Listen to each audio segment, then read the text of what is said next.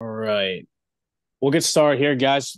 Appreciate you guys hopping on. I know there's some NFL going on right now, and as people trickle in, I'll admit you guys. But as we mentioned, we're introducing a new series called Meet the Experts, where we're going to try and get college coaches, nutritionists, psychologists, and a lot of guys in different fields to hop on a call and educate you guys on their universities and different areas that will impact you guys both on and off the field. And I'm pumped to kick off the first one with the Coast Guard Academy staff. We have Coach LaForte and Coach Christian on the call today, and they're going to give you guys some background on the Coast Guard Academy. I know myself personally, I've known Coach Christian for a very, very long time, and he was the first one who kind of opened my eyes to what the Coast Guard Academy can do.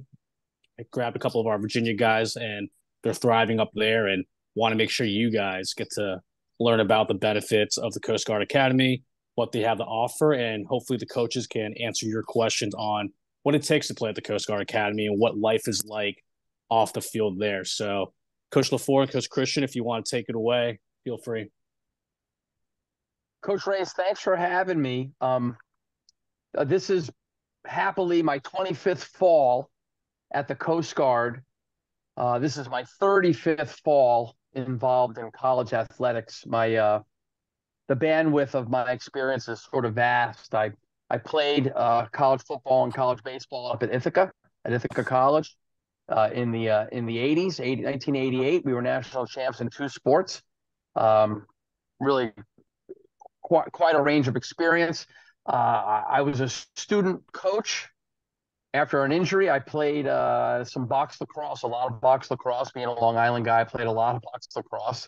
I've always been ambidextrous in lacrosse, and I wound up my last two seasons up at Ithaca, student coaching football with the varsity program, and then with Jeff Long with lacrosse.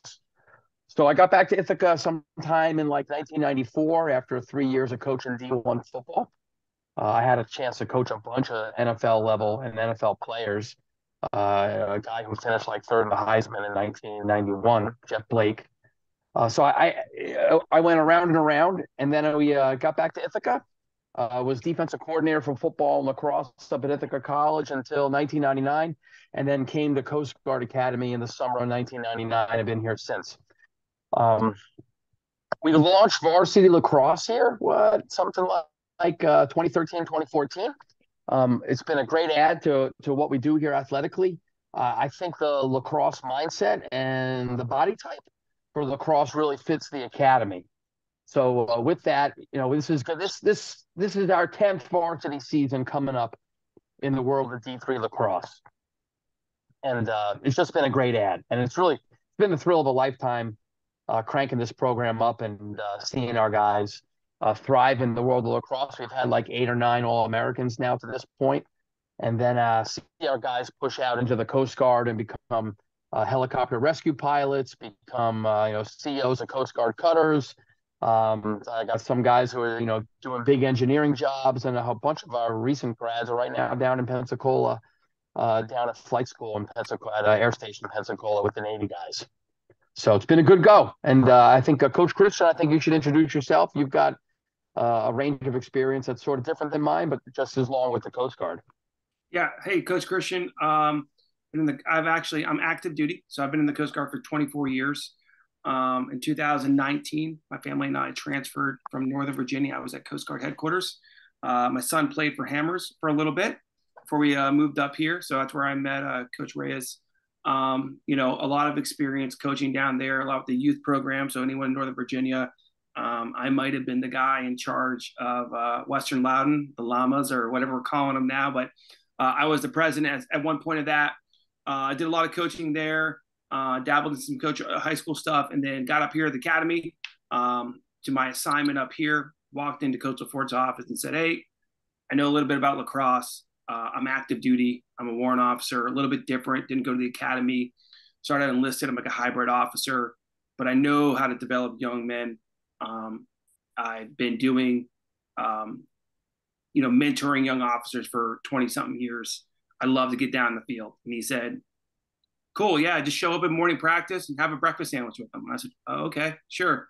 And I think he was coaching football at the same time and looked at me and said, showed up 8 weeks later and was like, wow, you're really involved. And you want to do Fogos? And I'm like, sure.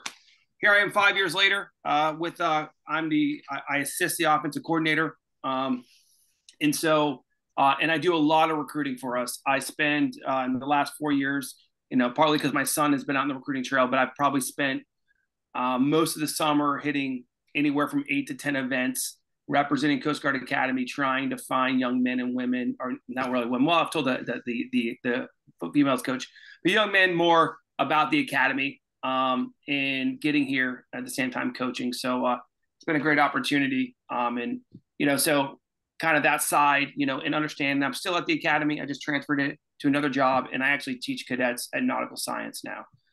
So I teach them how to do ship handling and navigation.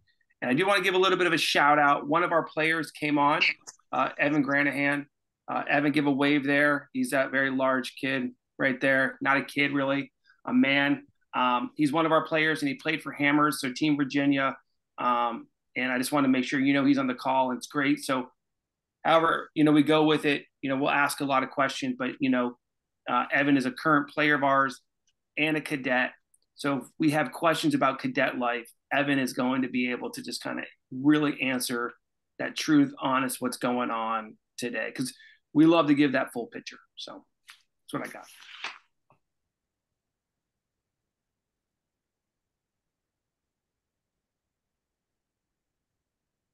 Coach, I'd like to, can you hear me? We could hear you. Okay. This has been the longest stop on my coaching trail. And, it's quite a different place. And when I say that, I don't say that in a good or bad space. It is just so different. Often at the academy, when we hire a new coach and another program, like 2 years ago with the baseball job turned over, and I mentored the new baseball coach. The new coaches come in. They come in from like Division I. The guy came, Brian Casey, came from William and Mary, and he had this whole D1 thing going. And I think when you coach at places like this, I think you're going to get amazing effort from cadets and future officers. But I think you have to sort of like compartmentalize where and when you need it. Our people here at the academy take a lot of classes. My son Mason is a current junior on our roster, and he's in the naval architecture major here. And it's a pretty tough major. He's taken a thermodynamics class this fall. He's taken another fluids class. He's taken 2 other engineering level classes. So this fall, he's taken 21 or 22 credits. So when we get out and we have a chance to go full tilt and do lacrosse, my mindset is sort of that we're going to be hot and heavy for about an hour and a half. And I'm going to roll these guys through, and we're going to get them panting, and we're going to get it going. We're going to get the lather up. And then I'm going to send them on their way because they're going to go do some homework. So, when you attend a school, these academies, and I talk to Mark Goers all the time down. He's the director of ops down at Navy. They're like that. Even the D1 guys at Navy. And my son Mason is really close with a lot of the guys that he went to Navy prep with for the year of prep school. And those guys are doing a lot of homework. So these places are pretty packed in, and I can tell you that my oldest son just got done with playing 5 years of college lacrosse. He played 4 years at Grove City College in Grove City, Pennsylvania. They went to the NCAA tournament 3 out of the 4 years. And then last year he attended Babson, and they won our league and went to the NCAA tournament. So my oldest kid's been to the NCAA tournament 4 of the last 5 seasons. I can tell you that he did a way lot more lacrosse. He did a way lot more lacrosse, and he probably over that period of time, he took less school. That's for sure. So a place like this, when you see, from Coach Reyes, from your purview, you've got 2 former alum, under your wing. We have Evan Granahan with us and Pat Smith, 2 Northern Virginia guys. They're excelling in our program, and it really starts with being ahead of the classwork. Now, with that, I've always said here that I'm going to make sure that I am an effective part of the process. And our process here brings together the continuum of making officers. And we're going to shoot guys out into the fleet of the United States Coast Guard in really high-end leadership positions. And they're going to get the job done there. So my job really is to get them across the stage. Now, with that, I'm going to challenge them every day with lacrosse. And I'm going to challenge their abilities. I'm going to challenge their leadership capabilities.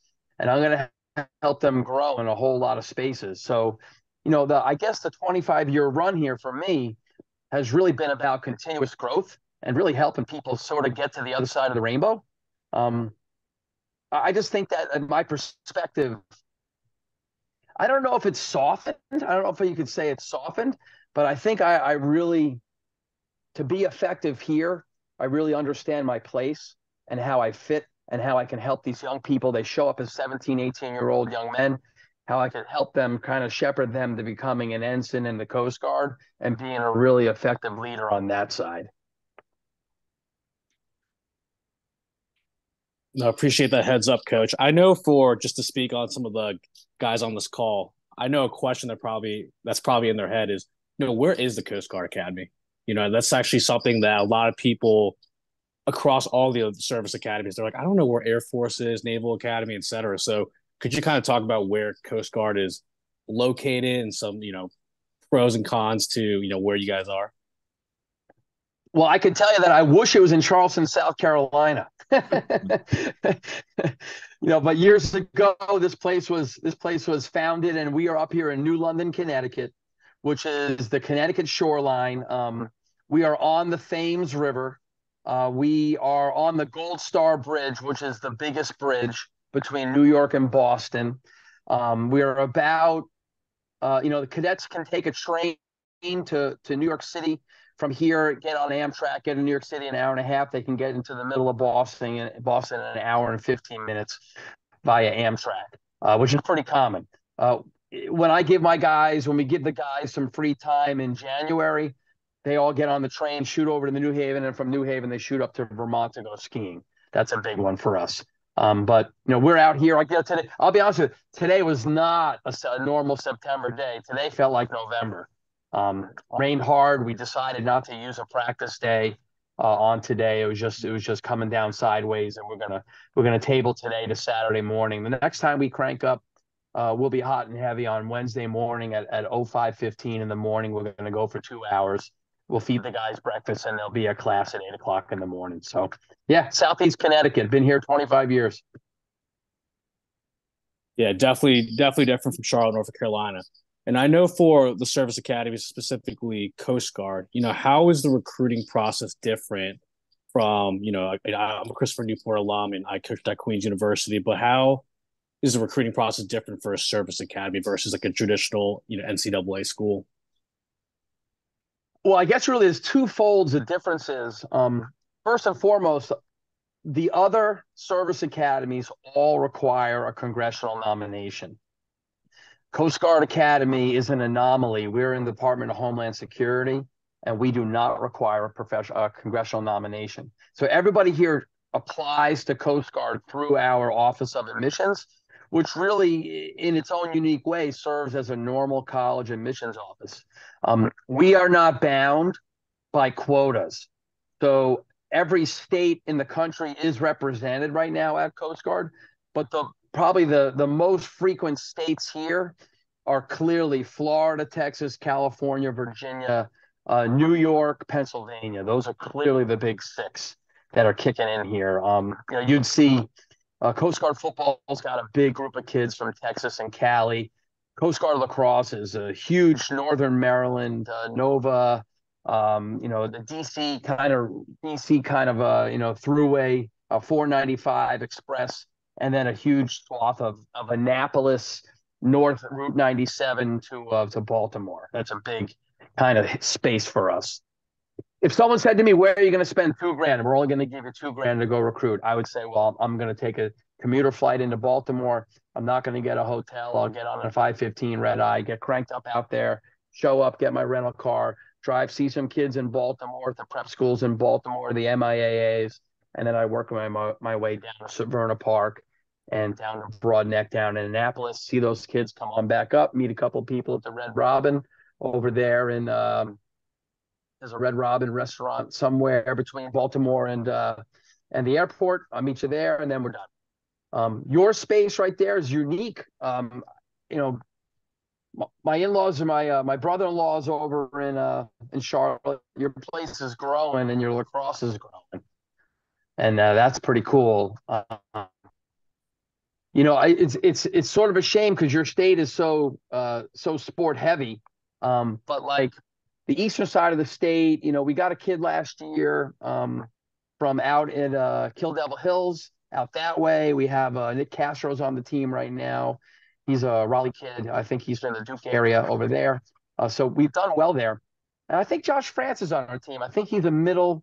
Yeah, where's Josh from? He's from one of the preeminent North Carolina high schools. Yeah, and you get I want to say Tyson. Middle Creek. Tyson's like Middle Creek, I think it is. Tyson's that. Yep, and we have a kid from Wilmington as well. So we have three right now, 3 or 4 North Carolina kids. You just got home. You know.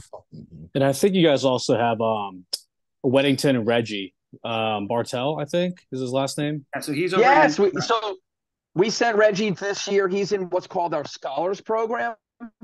Around here, we send about 65 kids a year to prep school. We pay the bill. And Reggie right now is at Naval Academy Prep in Newport, Rhode Island. He is playing lacrosse with the Naval Academy commits for the next class. And him and a kid named Dustin Shatton are there. Dustin's from St. Paul VI, from Paul VI out there in Virginia area. Reggie's doing well. And awesome. Reggie really, he's there. We have that prep school piece. It's really not an athletic kind of prep year. It really is an academic prep year to get the guys ready. When every kid gets the Coast Guard, they're going to take Calc 1, Chem 1, Physics 1 in the first semester. That's a guarantee. That's coming. So basket weaving 101 does not exist here. Yeah, it might be a little tough for me on that end, but for yeah, so for Coast Guard, I know a lot of people on this call probably, you've shared a lot of information about the program, but what are some of the specific aspects of Coast Guard that are so different from other programs? What are some things that, I guess, when you're talking to recruits, some of the things that you pitch to them on, why Coast Guard, quote unquote, is a better fit than other programs, if that makes sense? Or what are some of the benefits and pros and things like that? I'm gonna play tennis with your question, and I'm gonna front load the front side, and then I'm gonna let Coach Christian sort of jump on the back side, because we had a visitation day this past Thursday, and before the 3 guys that I had in and overnight, before they left, I had each one of them and their mom and dads in the office before they left, and we just talked. I talked about what the visit was like. Did they see some of the things that they expected to see? And I always ask this little trick question: what did you see that you didn't expect to see? And there's always something that that an 18-year-old, 17-year-old kid sees that his mom and dad didn't see, or vice versa.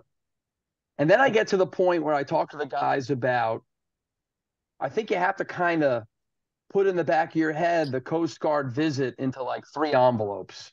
And I think you should walk away with some answers and questions to Coast Guard lacrosse. And I can tackle those any day of the week. And then I'm like, you gotta have more questions for me about Coast Guard Academy. And perhaps visiting overnight, your brain just sort of churned on a couple of more. So you need to write them down on the way home, and we're going to hammer those out in the next week. But then I ask them all the time, so what are your Coast Guard questions? What job in the Coast Guard is right now kind of on the front of your brain? What are the things, do you want to fly? Do you want to be on a big boat? Do you want to be on a small boat? And I'm going to let Coach Christian sort of talk, because I think now he's been in the office for so many talks. And I think we had a kid in this week who had a couple of thoughts, but he was actually sort of in a little bit of a disconnect to what a Coast Guard officer does and what an enlisted guy in the Coast Guard does. So, Ian, I'll let you take it from there. Yeah. So it's an interesting thing, because your average exposure to the Coast Guard is actually when you see those boats flying around on TV. Everyone's probably seen the boat that flips over and rewrites themselves, to see the person jumping out of the helo, swimming. They're like, I got to do it. I'm in. This looks awesome. We're full on. And they get to the academy and they're like, okay. And I even see some pictures of these people. Coast Guard officers don't do that. Coast Guard officers drive the helo that the person jumps out of. The person jumps out of is enlisted. Coast Guard officers don't even command the stations that have the boats that flip over. And so it's kind of getting an understanding of what Coast Guard officers do versus what like the enlisted side does. And it's a little bit kind of deeper than that too. It's when we talk to these recruits, I always ask them like, you know, we had this one this week.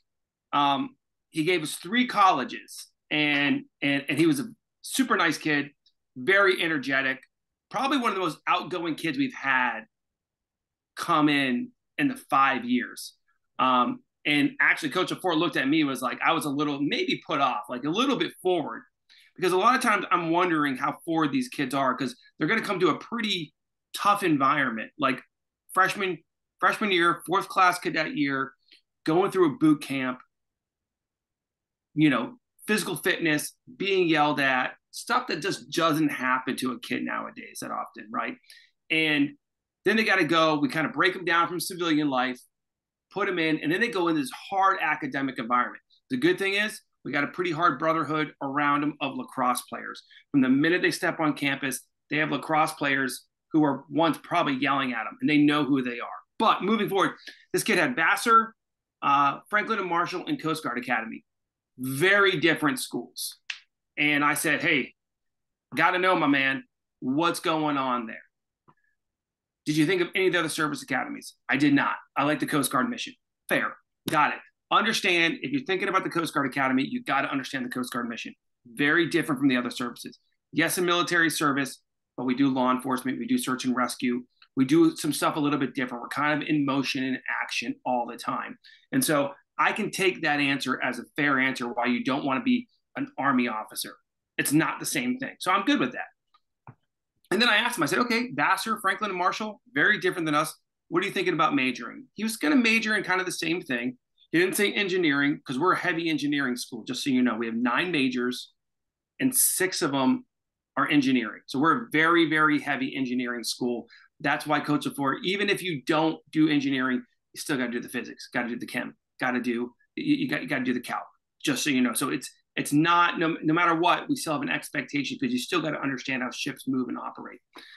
And he was just kind of like, I'm going to do government or management or business. Good. And then I said, hey, if you went to Franklin and Marshall and played, when you graduate, are you going to go to Coast Guard Officer Candidate School, which is another way to become a Coast Guard officer? He's like, well, I really haven't thought of that. And that's fair. I'm okay with that, right? But it's just kind of figuring out the kid. And so when we come to recruiting, I always ask this: what do you want your college experience to be? You've been walking around here for a couple of days. Class is hard. You're up. You can ask Evan. He's on here. You're usually up at 6 a.m. Sometimes you get late rack. Sometimes you don't. You're grinding. You have 50-minute classes. Tuesday, Thursday, you have the 75-minute classes. You are in 5 to 6 classes a day. You know, usually you do have periods off. You're humping. You're going at it. You're not getting off on Friday night automatically. You're not having Thirsty Thursday like you are other schools. Don't worry about the younger guys on this phone call, but you're not having any of that stuff here. It's full on grinding. You do get time off. You do have the weekends when you have that.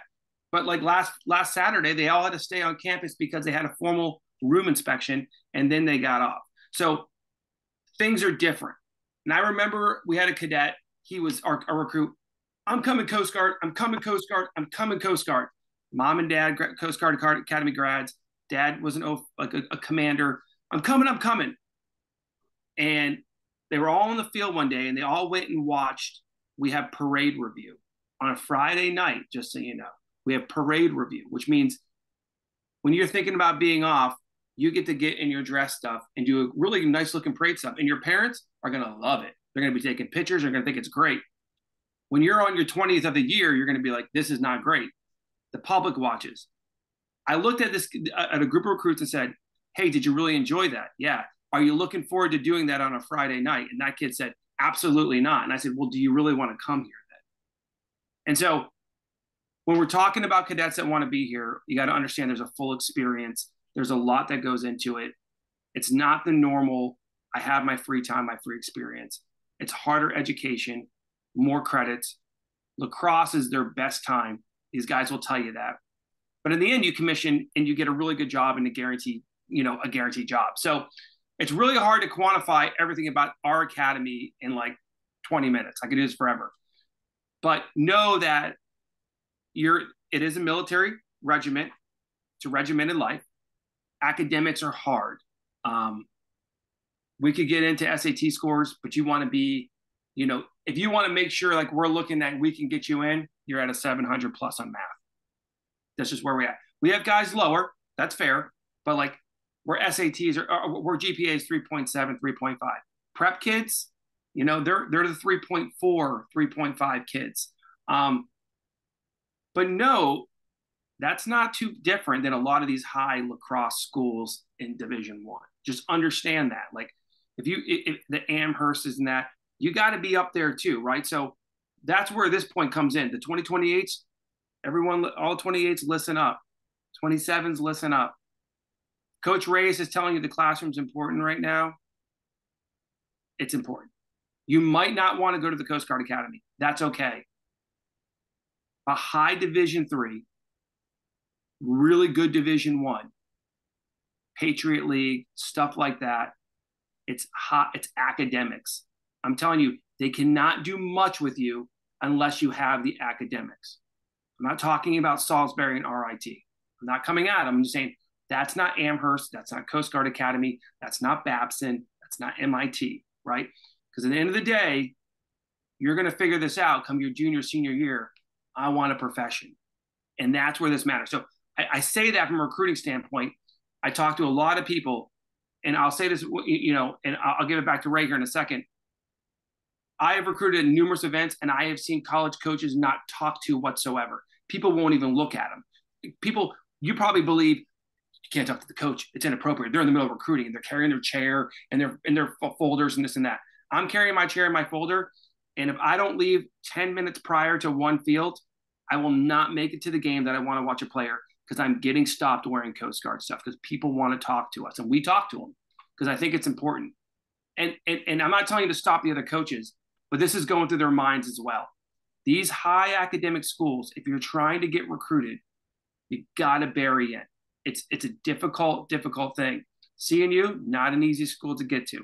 Like Gettysburg, not an easy school. And so I offer that because I sit there with them. Coast Guard has its own unique things. You want a regiment life. You want very good structure. You want to do great things. You want to have a guaranteed job. We have that. That's on the backside, and it pays well. You got to put up with some stuff, and you become a military officer. That's awesome. But even if you don't want to do this, whatever you get from me today, I'll tell you this. That academic, that classroom, you can shoot the ball 100 miles an hour. And you could be the best attackman in North Carolina, Northern Virginia. If you have a 3.2, Amherst can do nothing for you. They just can't. And that's just a fair thing to say. And when I say that, knowing what that academics come from, and we can't either. And so I have to stress that more time and time again.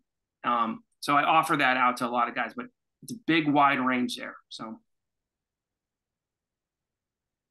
Coach Reyes, I'm going to piggyback on Ian's kind of perspective too.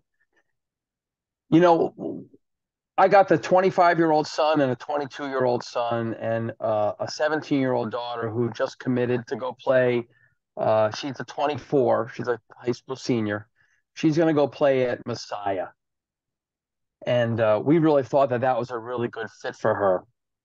But, I told all three of my kids, I said, your grades need to be at the space always that you can get in to Coast Guard Academy.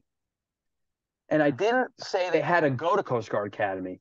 I just knew all the time that if they were in this space academically, that nearly every door they knocked on would open for them. And math leads the way. You can say whatever you want. Guys will say to me, what should I do? What more can I do to get in the Coast Guard? So sometimes I'll look at a kid's transcript and I'll go, I'm going to be very honest with you, Jimmy, you are 1 year off on the math track for this kind of a school. and the kid will be like in 11th grade, and the kid will be taking algebra 2. Doesn't at any level make him a dummy. Maybe his math track at some school or in some space pushed him one behind. And I'll tell that kid, if you want to get into this space, instead of playing one more lacrosse tournament this summer, you might want to take pre-calc this summer at your community college online. What do you mean, coach? I said, I'm just telling you, you're probably as tall as you're going to be. You might get a little faster. You might shoot a little harder, not that much, a little. Right now, you're 5'11" and you weigh 172. Maybe you're going to weigh in college 186. That's only 11 pounds. But if you right now are taking pre-calc, and I know you're taking calculus as a senior, then I can recruit you.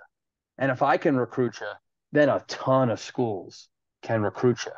And even if you're not interested in Coast Guard, you're actually helping out your mom and dad, because your merit scholarship at all these D3 schools is bumping up into the next tier. And you become a more attractive student to them, and you become an easier sell for that coach who's trying to get you into this next level space, right? So to me, those are spaces that I think kids send me their summer schedule, and I'm like, Ian, look at this. I'm like, Billy's going to go to 18 lacrosse events this summer.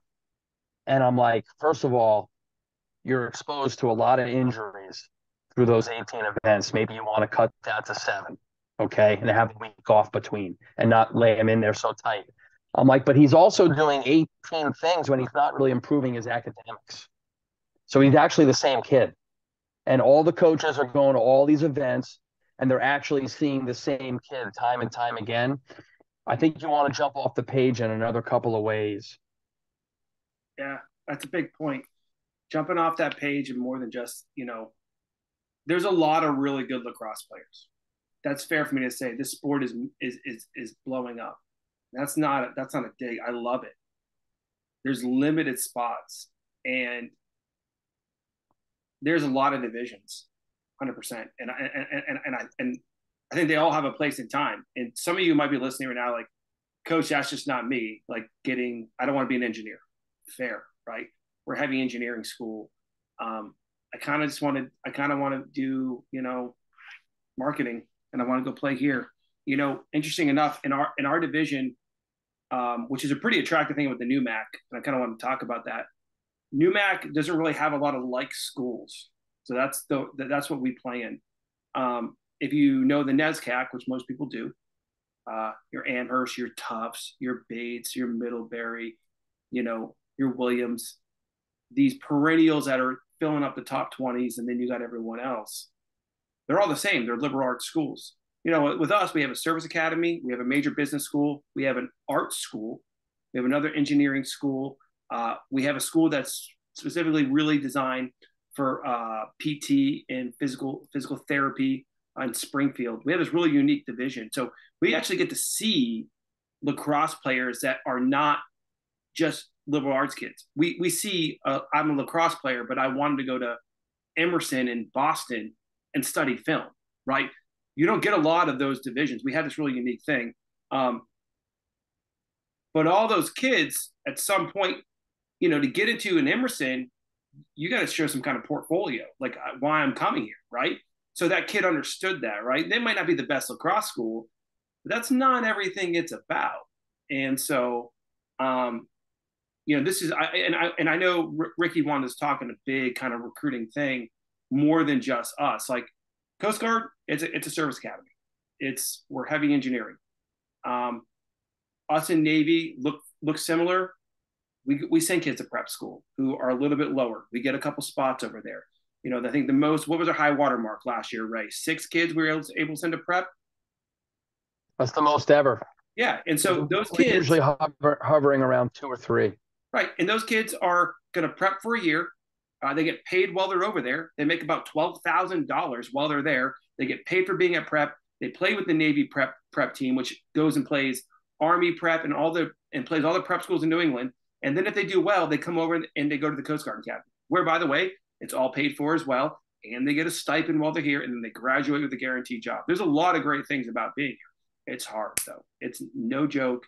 It's hard. You got to want to do it. So I think that piece of it is really big. And I love to bump it if we can, Ricky. Give Evan, if that's cool with you, Ray, like just 3 minutes. Well, I'm actually gonna tie in. Coach Ray is, for me, at some point in time when I endorse a kid to come to Coast Guard, for me, I'm gonna have to put my name next to his name and vouch for the kid. So over the last 25 years, what I do is I usually ask the kid to have 2 or 3 people in their life reach out to me and kind of tell me about the kid's leadership ability and about the kid's, worth or value in the local community.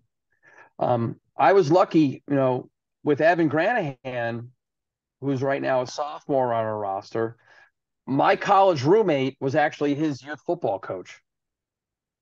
Right. So I get a call one day from my college roommate. You got to look at this kid. He's just one of the nicest kids I've ever been around, and he's also an animal. So you got to look at this kid.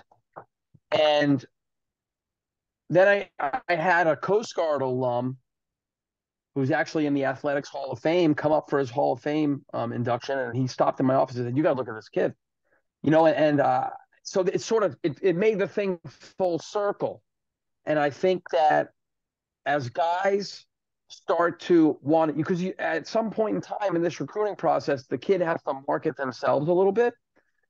I think in all of your portfolios, I think you want to have some kind of a recommendation or some kind of a character reference to your leadership, to how you play into a team setting, and to how and what your value is in a community of people. Because I think at some point, we've got 45 guys on the team. We probably have like 3 guys that are in the All-American conversation. Cool. I got 3 guys that have to work their ass off just to stay on the team. And then I have the middle. And for us, that 45 people is our community. And I really got to make sure that every kid I bring into the community is going to contribute and is going to be a good member of what we're doing. And I think I want to have Evan kind of speak about kind of how he narrowed down the Coast Guard and to how he sees how his asset is into our community. Go ahead, Evan. Hello, guys. For those who have not properly, I've not introduced myself. My name is Evan Granahan. I'm a third-class cadet here, which is a sophomore here at the academy. I play lacrosse at John Champ High School. I'm a defenseman here. So going back to what Coach Forte said, the biggest thing that helped me with recruiting-wise was building my portfolio and building a sense of selling myself to other people, because eventually they'll help you out in the long run. I've known Coach Reyes for pretty much my entire life. Known him since I was probably about 4 or 5 years old. And he was one of the biggest, inspirations to me to go play at the next level. And so the biggest thing that I will tell you guys is, yeah, you got to be good academically. Yeah, you got to find a way to compete on the level, but also you got to find a way to give back to the community that has served you for the longest time. Funny story for me was I was summer of my junior year. I had no idea where I wanted to go. This was during COVID. D1 programs weren't allowed to recruit at the time. And I just remember there was someone, a coach, I think his name was Coach Sewell. He came up to me and goes, "Hey, like, I've heard a lot about you. You'd be great for, one of the service academies. I work on the West Point Board of Admissions. If you would like, I'd like to give you a recommendation, at least to have a discussion with me about living the service academy lifestyle." And from then on, it really opened my eyes to what the Coast Guard was about, to what West Point, Navy, Air Force, Merchant Marine Academy, That really opened my eyes to see what that was about. And then from then on, I started to look into the Coast Guard, the mission, its assets. Um, at the academy, they do a program called AIM, which is their academy introductory mission, which is for a week you live what it's like to be a swab during swab summer, which is the summer of your incoming freshman year, which was Coach Christian was talking about boot camp. It's called swab summer here. And they really give you the best experience possible. They train these, rising second class cadets to really sell the Coast Guard to a bunch of high school seniors. And I probably had the best experience for what the academy was like, what boot camp was like. And from then on, I really wanted Coast Guard after, going home. Coach Forte gave me about a week to detox from the whole situation. From then on, I just fell in love with Coast Guard, and it's been one of the best decisions I've ever made in my life.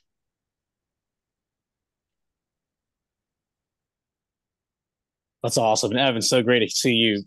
I just put it two and two together. You're the one who texted me. I have a new phone. And when he says Evan, it makes complete sense now. But for some background on Evan, too, guys, I coached him forever. And he was a guy who was considering Division One, Division Two, Division Three programs. I know when I was at Queens, he was a guy that was trying to get over there. But after I learned so much more about the Coast Guard Academy, and Coach Christian kind of talked about it a little bit, some of the things that were, that stood out to me is like, one, obviously, there's no, the tuition is paid for, and then the fact that all the cadets are essentially getting a stipend to be a student at the school. I'm like, man, that's phenomenal. And I think that's one of the main reasons we want to get on this call is kind of educate you on so many different opportunities. I didn't really know about the Coast Guard, its offerings, and the benefits of being a part of a program like that until, Evan started going through the process. And I'm fortunate for Coach Christian to share a lot of that knowledge with us. And, we have a second guy there, Pat Smith, who's, doing great too. But yeah, Coach Christian or Coach LaFleur, I know for, on that aspect, is that a big draw? I'm assuming for a lot of kids, like the fact that they're able to earn a stipend while they're a cadet there. And, obviously tuition is paid, but can you kind of talk about the commitment after school? Like what that looks like? Is it something where, I know like a VMI, they're not necessarily, serving right after versus other programs. So can you touch up on that aspect?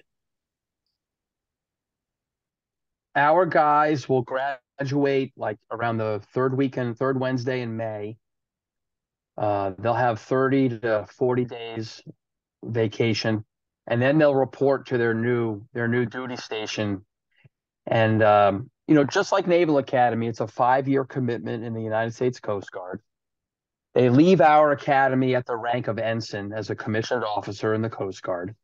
Um, by the time their 5th year is up in the Coast Guard, they've probably risen from ensign to lieutenant JG, and they're probably brushing right up on being a full-blown 2-bar lieutenant at that stage. They should be lieutenants at that point, right? By the 5th year. Yeah. Yeah. Yep. The job opportunities are pretty vast. I would say, so last year we had 11 guys graduate in May. Of our 11, 4 of the 11 applied for flight school, and 3 of the 4 got flight school in a direct commission from Coast Guard. 40 days after graduation, show up at flight school down in Pensacola, Florida. I know that of the 3 guys that just went to flight school, one of them wants to fly helicopter rescue pilots, and 2 of them want to fly search and rescue jets. So that's 2 different kind of segments in flight school. But we had 8 other guys graduate. So we had a couple of guys that wanted to be deck watch officers, which are basically big boat drivers, and they wanted to go to big national security cutters. San Diego, California. Another guy went up to Seattle, Washington. We had a guy go to Charleston, South Carolina. And I want to say we had another guy go down on the east coast of Florida, Jacksonville. Yeah. So there's 4. And then we had a couple of guys that wanted to go small boat, kind of boarding team-ish, law enforcement. So, you have these three kind of segments. I don't think this year, I don't think we had any student engineers. No, Maybe Jack no, Coughlin no, was it wanting an engineering job? yeah, no. Ryan Flynn and Danny Zerler are both Stewies as well. Okay, so we had two of the 11 are engineering officers, Yep. junior engineering officers on a big Coast Guard cutter. Four of them are junior big boat drivers, basically. And then, you got the kids in flight school. So that's sort of the path. Um, Obviously, what's always interesting to me is talking to the guys who have graduated about 18 months after graduation and sort of opening my ears to some of the things that they're becoming specialized in the Coast Guard. Because everyone sort of comes out as a noob and then they sort of gravitate to a specialty. Do you want to speak on that piece, Ian? Yeah. So usually your first tour is 2 years, and then you kind of look at what you've been doing and what you enjoy doing, and you get a new assignment, right? And so you can maybe stay on boats. The pilots, just so you know, after they so that's a little bit different. When you get guaranteed flight school out of the academy, it's not 5 years. You actually commit to 13 years. If you want to do it. And most of them will do it. It's because it's about 3 years of flight school and you have to give back 10 years. We put a lot in to be a pilot. So obviously, if you could jump ship after 5 years of being a fixed wing pilot, you're going to make a lot of money really quick. We do get our payback out of you. But think about the return on investment. 10 years learning how to fly on everyone else's dime and then getting out and becoming a commercial airline pilot. It's not that bad of a gig. But yeah, they now get to choose their next assignment. And some stay with boats. Some actually become commanding officers of boats that are about 90 feet long, patrol boats that go out and do search and rescue and missions. So they're 2 years removed from being in the academy, and now they're a commanding officer. They're the person in charge of the ship and have about, on a smaller units, 11 people working for them. Maybe there'll be XO of a ship that has about 20 people on them. And then we have a good handful of our guys go into our special forces community that Coast Guard has. We have our own tactical special forces stuff that works stateside, international, doing similar-ish missions to the other services, special forces. I wouldn't go as far to say Navy SEAL by any means. I wouldn't say that, but they do work alongside doing fast roping and stuff with SEALs, train a lot with them, just not doing that level, but a lot more tactical stuff with boats. And so we get a lot of our guys that go over and do that. There's a picture of those guys right now. They're sitting on boats. And so there's a lot of that. And what I would challenge you is if you're thinking about the academy in general, you need to look at the missions of the Coast Guard. You'll get a chance to do that. But yeah, it's special. It's 5 years you have to do. And you can stay a lifetime. Ricky wanted to talk a little bit about alumni. We're interesting. Compared to the other service academies, our members stay around longer. So West Point is about 1,000 people a class. We are about 290 to 300 people per class. We make about 39% of the Coast Guard officers, sometimes upward of 45%. Others are made through our officer candidate school. West Point only makes 23% of their officers at West Point. So we make almost half-ish sometimes. West Point makes a lot through ROTC. Alumni based in the other services, they a lot of times do their 5 years, get out, and they kind of expand a little bit. We do have a great alumni. I met a guy who was on one of the original club teams last night, graduated in 1990. I met him the other day, not last night, it was on Friday. He got out of 20 years. He actually did a stint active duty teaching at the academy, chemistry, and now he's in, biochemical, pharmaceutical stuff and doing very well. So there's plenty of connections in our world, whether it comes to management, business, definitely in the government sector, and in the engineering sector. There's plenty of people that get out after 5 years with a naval architect degree from us after being an engineer on a ship, then going to a job of working in like dry docking our ships and engineering. And then they get out and they go work in dry docks and they go do stuff like that. So, there's a lot of opportunities there. So Yeah, our alumni does really well. Pretty deep base and connection, whether you're in or whether you're out. It's pretty expansive. Coach Reyes, I'll like shoot out to my guys. Hey, send me some cool pictures, some stuff you've done recently, and the guys who are going to flight school, they want to fly this Coast Guard.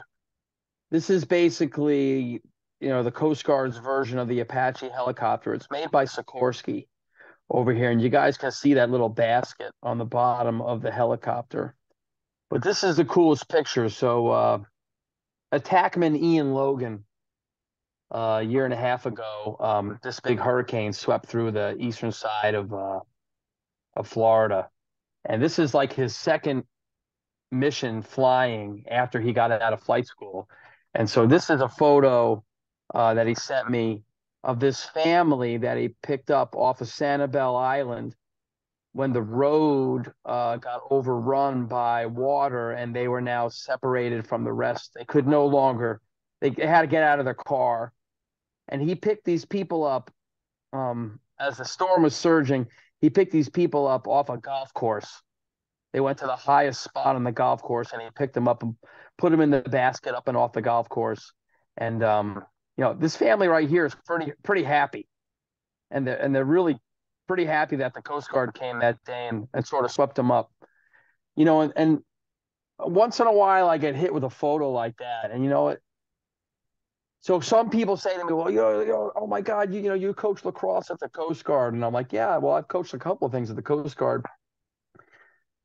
But the job sort of pays back. And I think that in the bigger picture, I think our guys, our community of guys is super tight. They work together.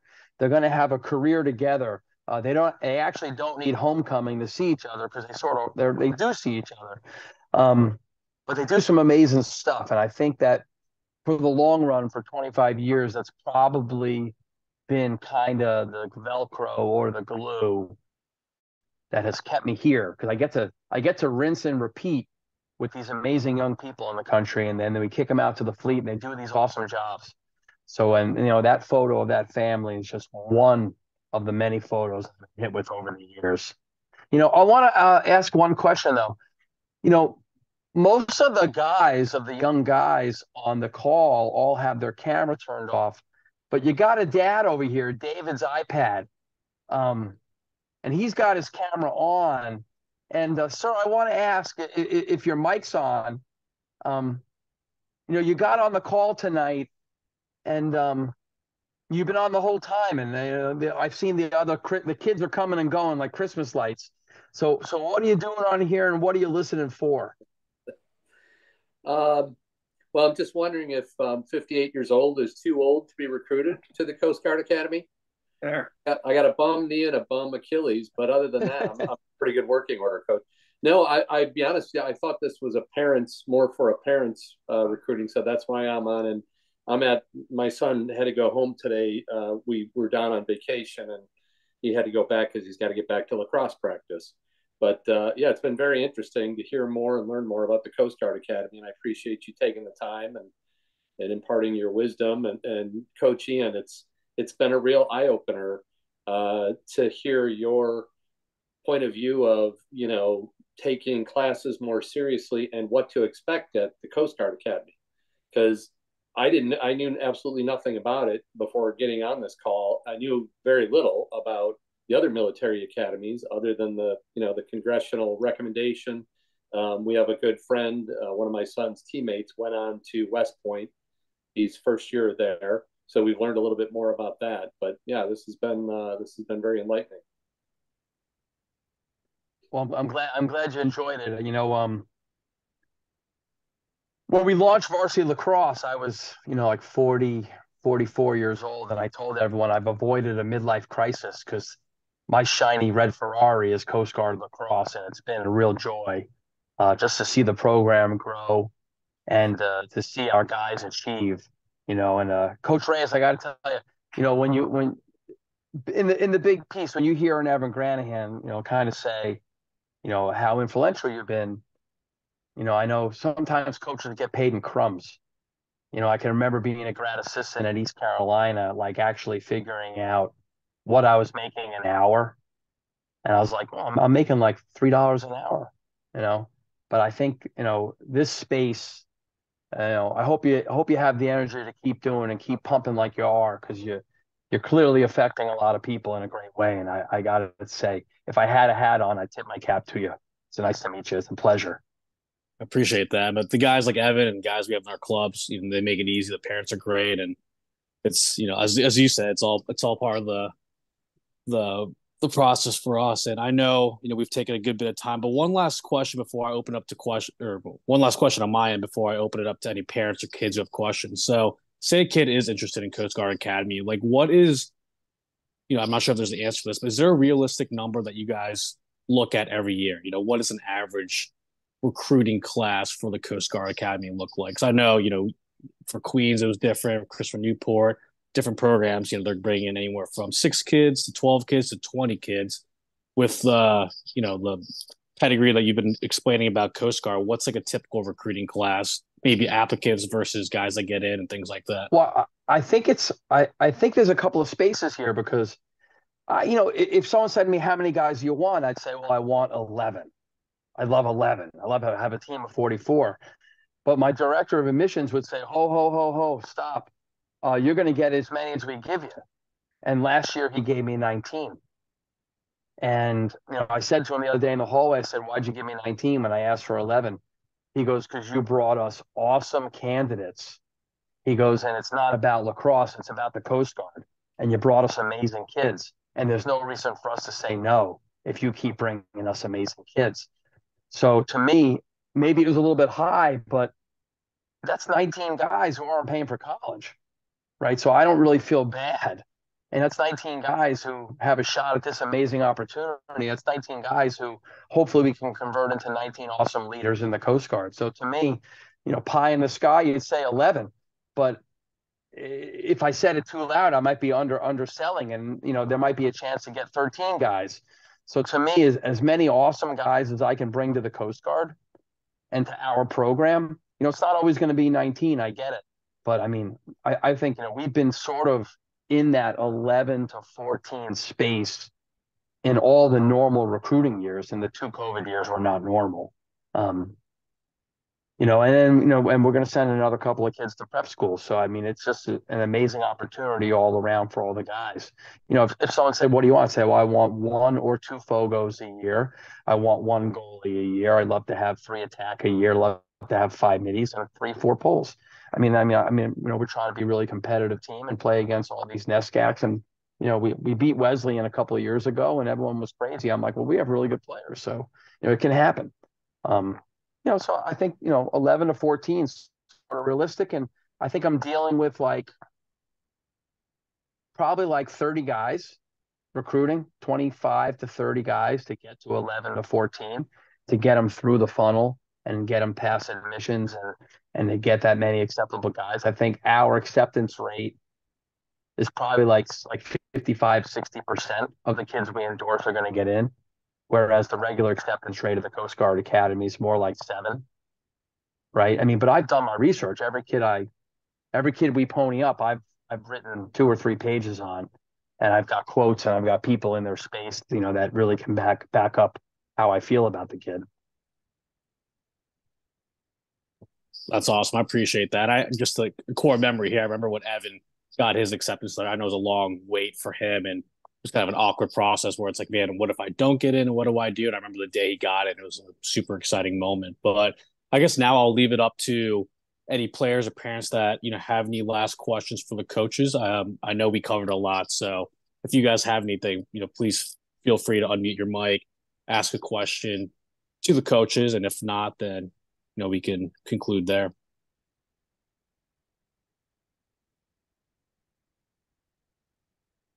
Must mean you did a great job, coaches. Hey, if you do have a question pop up, just go to CGA Sports and find my email from the Lacrosse link, and I'll get right back to you. Yeah, and just parting words from me is I don't know what age group we have. I know some people have to trickle out, but you're recording it. Is just don't get too set on where you think you should or where you want to be. Ricky, Ezekiel, and Easy was hell bent and hell bound on being D1 for a while. Got there, and then decided, yeah, I don't really want to be D1. It sounded attractive, and where he plays high school lacrosse. He's probably not going to get much better, right? And he's like, I think I want to be at the Coast Guard Academy, right? And it had nothing to do with me as a dad. Obviously, he's been around his whole life, so I got it, right? And as a dad, that makes me very happy and very excited. And he's one of our guys that we're recruiting, and that's not guaranteed either, by the way, him getting there. Just so you know. But my point to that is, understand the landscape to everybody, what you're looking at, whether it's Coast Guard or not. I don't care. There's amazing opportunities across the board. It doesn't matter that division. Coach Reyes has coached and been at those levels. CNU, great school. Queens went from D2 to D1. You'll watch their struggle to get the D1 guys. They'll get them. Their division's an interesting division, or their conference, I should say.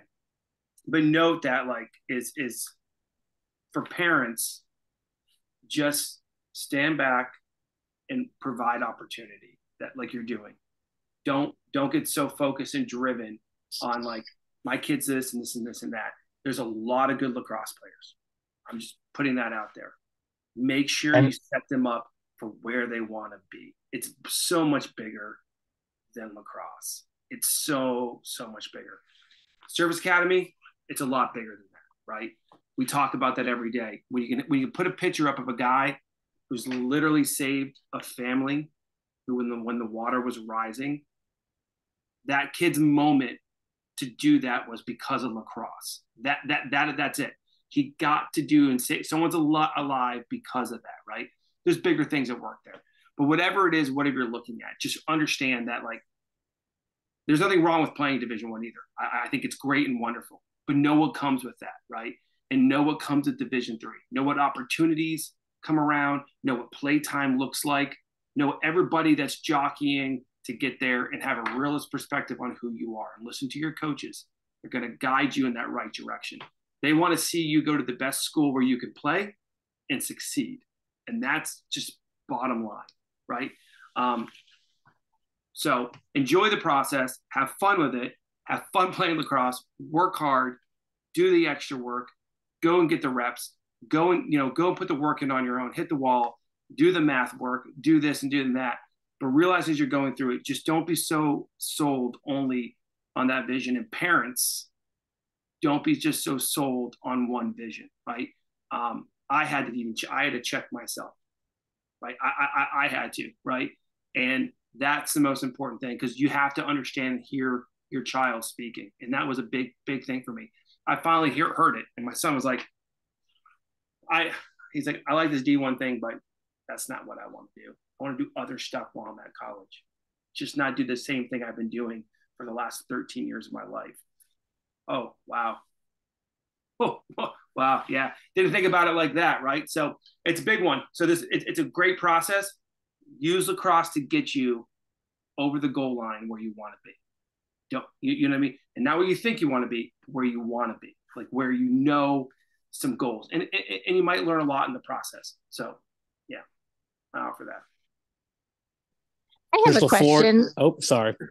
Oh, that's okay. I'm sorry. This is Ashley Heiser. I am a parent of a 2027. Perfect. And one of the coaches said earlier in regards to the majors that 6 of the 9 were engineering. I was just curious what the other 3 majors were at the academy. So at our small academy, we have a government major, which is basically a pre-law degree. We have a management major, which is truly a finance degree. And then we have marine biology, which is obviously we're around here, we call them the fish kissers. We also have a logistics kind of major, ops research, which is it filled up last year really fast. The most recent major we added was cyber engineering, which is that is now the last 3 years filled up quick. naval architecture engineering, mechanical engineering, electrical engineering, computer design engineering, and straight up civil engineering. Some kid came in the office the other day and said he didn't really understand what engineering he wanted. And I basically said, dude, do you want concrete? Because if you want concrete, that's civil engineering. You want water boats, that's naval architecture engineering. You like computers? I'm like, but if you know it's concrete and rebar, that's the whole old school stuff. Thank you. You got it. I'm glad you listened. Good to have you on. Thanks, Coach Reyes. Appreciate your guys' time. I know it's you guys do a lot during your day, but I think this provided really great insight for our parents and our athletes. And like I said, we record this, or I'm excited to share this with the families. And I know we had a question pop up, so we'll upload this as soon as it's available and get this on our YouTube, send it out to the families. But I'm sure this will be something that a lot of our kids will be talking to us about this week. And if they have any questions, if they have any questions, I'll pass it on to you guys, and cool. Hopefully down the road we'll have some more guys rocking the blue and orange. So we love it. Thanks, Coach Reyes. Thank you. Yeah, appreciate you guys. Good night, everyone. Hey, coaches. Have a good night. God bless you. Have a good night. Ricky, you the man. Appreciate you guys. See you, Evan.